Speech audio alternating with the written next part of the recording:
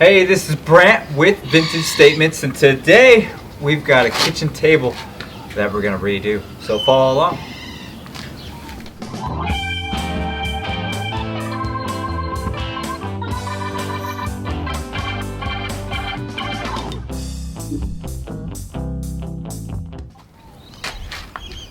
Alright, we don't have any hardware to take off. The legs have already been removed when I picked it up. The person I bought it from did start sanding it, just didn't finish it. So we'll have to take up where they left off. Now, it's just a polyurethane that we're taking off. This table's got a big scratch on it, but I think we can sand that out. And we're gonna use 80 grit sandpaper. We'll go over everything that he's already done, and then we'll really hit this area hard. Get it all taken care of. We'll flip it over, do the edges, to the base, and we'll start working on these legs, which will scuff sand. Most of this will have to be hand sanded, so we'll just scuff it up. They're all in pretty good condition, so that's a good sign. So let's get the table sanded. We're gonna use our palm sander, 80 grit sandpaper, and then we'll use that sandpaper to scuff up these legs, and then we can go from there.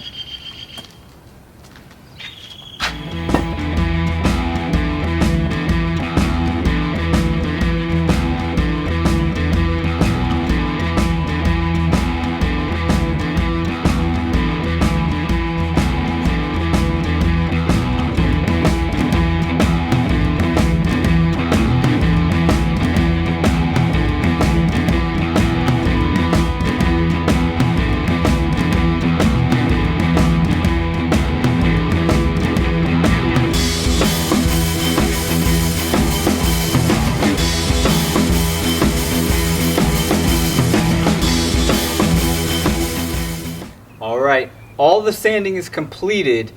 Now when you're doing a table like this with the butcher block style top and you notice that it had scratches or anything, imperfections in it, make sure that you, when you wipe it down, vacuum it off, get it real wet and see if those lines, those scratches show up, and if the polyurethane was taken all the way off. You'll know when you're getting it all wet. You'll see blotches or spots that aren't just accepting the water like the raw wood is. Got to get it all the way down. You'll thank yourself at the end. Maybe not while you're sanding, but at the end you will. And that's where we're at right now. We're going to test our work here. We've got our MiniWax dark walnut stain that we're going to use. I've got two rags here. One is going to be the wipe on, one's going to be to dry it off, get that last bit off the top surface, so when we turn it over to paint we can not have to worry about too much stuff here. So wipe it on, go with the grain pattern, and you should be fine. So let's get started.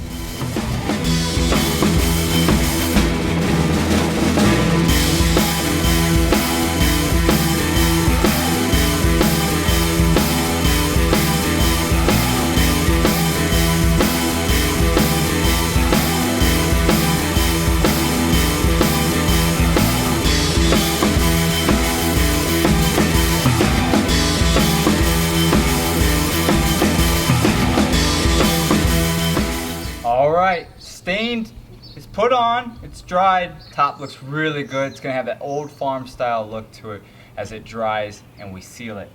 Now we can start working on the base and the legs. And for that, we're going to use our pure white Behr prime and paint. We're going to use our angled 2-inch brush here. I really like these brushes, they work and they hold up really nice if you keep them clean. So we're going to put 2 layers of paint on it. We'll do the legs too, and should take about, and those legs take a little bit of time, so I would say about an hour and 25 minutes. We'll have this all painted and dried, and then we can go to the next step. So let's get started.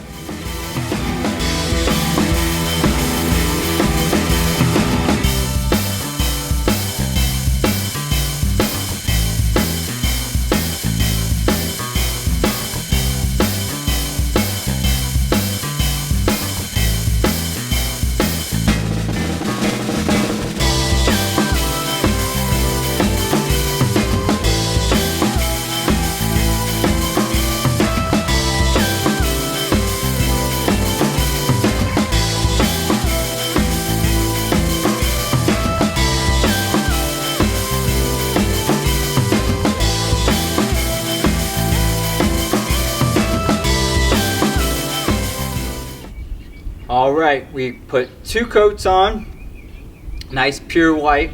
Now, for most of you, or some of you, you may want to leave it solid white, and that's fine. You can actually skip ahead to seal it, but for the statements, we're going to make it look like a farm style, little vintage style, so we're going to put a nice little scuff on it. So I've got our 80 grit sandpaper that we used to sand the top and the base and the legs. We're going to just use that again to create the scuff marks on it. So find your own pattern. Make sure you're doing the same pattern throughout all 4 legs and the base around it. And then, well, we'll get one step closer. So let's get started.